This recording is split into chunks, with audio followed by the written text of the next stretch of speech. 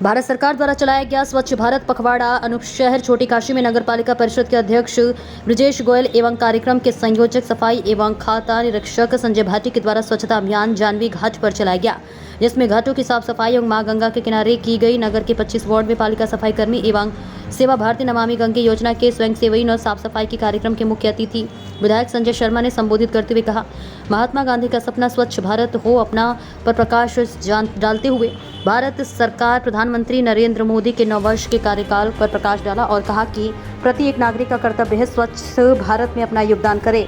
इस अवसर पर कार्यक्रम की अध्यक्षता भाजपा मंडल अध्यक्ष दिनेश कुशवाहा जी के द्वारा की गई। कार्यक्रम में उपस्थित रहे नमामि गंगे जिला संयोजक मुनेश शर्मा, उप जिलाधिकारी नवीन कुमार ने कहा कि नगर की साफ सफाई अभियान की सराहनीय की और इसी प्रकार प्रति एक दिन साफ सफाई होती रहनी चाहिए, जिससे रोगी निरोगी बने रहे। और गौरव शर्मा, सांसद प्रतिनिधि पवित्र कौशिक, सीपी सिंह, श्रीमती दामिनी गौड़ चौधरी, सीमा दुर्गेश एवं पदाधिकारी और कार्यकर्ता मौजूद रहे। देखिए बुलंदशहर से रविंद्र कुमार के साथ योगेंद्र प्रजापति की खास रिपोर्ट।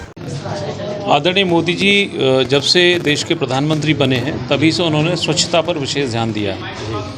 हमने देश का पहला प्रधानमंत्री देखा होगा जो स्वयं झाड़ू लेकर के जिन्होंने देश की जनता को प्रेरित किया कि स्वच्छता एक ऐसी चीज़ है जो हमें गांधी जी ने जिसकी शुरुआत करी कि हम कैसे अपने आप को स्वच्छ रखें, अपने आप को स्वच्छ रखेंगे, अपने घर को स्वच्छ रखेंगे, अपने आस पड़ोस को स्वच्छ रखेंगे तो सारा देश स्वच्छ बनेगा। और इसमें ज़्यादा जो रोल है वो जागरूकता का है।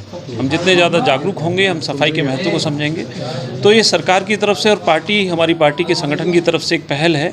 हमने एक स्वच्छता और सेवा पखवाड़ा मनवाया है जिसमें हम सेवा बस्तियों में भी जा रहे हैं, जो ऐसी बस्तियां हैं जहां पर गरीब लोग रहते हैं, हम वहां पर भी जा रहे हैं, लोगों को मिल रहे हैं, उनको मोटिवेट कर रहे हैं। और साथ में ये आज विशेष तौर पर सभी विभागों को, हमारे आज प्रदेश के सभी मंत्री किसी न किसी स्थान पर गए हैं जहां पर स्वच्छता की शपथ दिलवाई जा रही है और जनता को ये प्रेरित किया जा रहा है, क्योंकि आप महसूस कर सकते हैं 2014 से आज तक एक बड़ा परिवर्तन लोगों की सोच में आया है। जब जनता देखती है कि इस देश का प्रधानमंत्री कहीं पड़े हुए कूड़े कचरे को उठाकर अपनी जेब में रख लेता है ताकि जाकर उसको डस्टबिन में फेंकेगा, ये प्रेरणा ही है जो हमारे देश को मिल रही है। और हमें लगता है कि हम बहुत जल्दी सर, जैसे आपने अभी देखा है सीवर लाइन का अनुसार का पानी सीधा गंगा में जाता है, इस पर क्या कहना चाह रहे हैं? नहीं, सीधा गंगा में नहीं जाता, पंप स्टेशन है। लेकिन ये शिकायत है कि जब कभी ओवरफ्लो होता है या बारिश अचानक बहुत ज़्यादा होती है तो ये जो पंप की जो लाइन है ये कहीं पर ब्लॉक या चौक हो जाती होगी, उसकी वजह से कुछ ऐसी शिकायत लोगों ने की है। सर, जल निगम के द्वारा हमने कई बार ये खबर प्रकाशित की है, कभी वो बतलाते हैं कि मोटर फूक गई है, लाइट नहीं आई है, कहीं जनरेटर नहीं आई है, विभिन्न प्रकार की शिकायतें बताते हैं जल निगम वाले सिविल लाइन की, जिन पर मौजूदा स्थिति है। देखिए, कोई अगर टेक्निकल फॉल्ट है तो वो तो अलग चीज़ है, समझ में आता है, लेकिन रेगुलरली ये चीज़ नहीं होनी चाहिए। ये हम और प्रशासन और नगर पालिका सुनिश्चित करेंगे। तो सर, जैसे आप माँ गंगा के तट पर आज यहाँ पर खड़े हुए हैं, घाटों का जोड़दार करने के लिए आपने क्या योजना बनाई है? हम निधि से गंगा जी के घाटों की सफाई का कार्यक्रम नहीं चलाते। सरकार की, प्रदेश की और केंद्र सरकार की बहुत सारी योजनाएं हैं नमामि गंगे के अंदर, जिसमें हम घाटों का निर्माण भी करवाते हैं, जीर्णोद्धार भी करवाते हैं और उनके मेंटेनेंस। तो जो है कार्तिक मेला लगता है उसको प्रांतीय मेला घोषित कराया है और उसको बहुत जल्दी, क्योंकि पीछे कुछ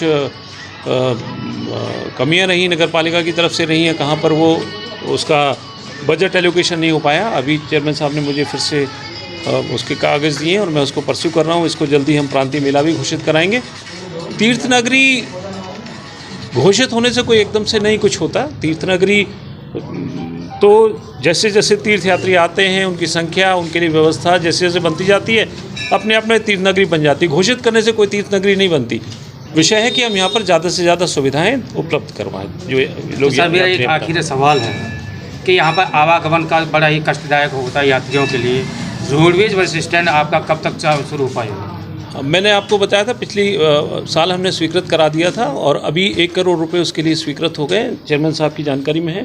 ठेकेदार आकर के यहाँ काम करना शुरू हो गए, बहुत जल्दी वो कंप्लीट हो जाएगा।